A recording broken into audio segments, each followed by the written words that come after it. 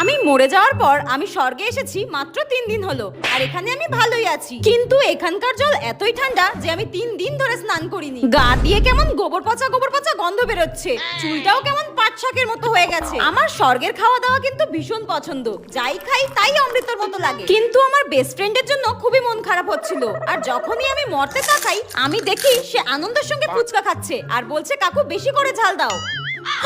কি নির্লজ্জ মেয়ে রে বাবা, আমি মরেছি মাত্র 3 দিন হলো আর এর মধ্যেই আমার বেস্ট ফ্রেন্ড ফুচকা খেলছে। তুই দেখবি মরার পর শাকচুন্নি হয়ে নরকেই পচে মরবি। যাই হোক, সেদিন হঠাৎ স্বর্গে আমার সুমির সঙ্গে দেখা, আর আমি ওকে জিজ্ঞাসা করলাম কি রে, আমি তো স্বর্গে এসেছি, তুই নরকে যাচ্ছিস কেন?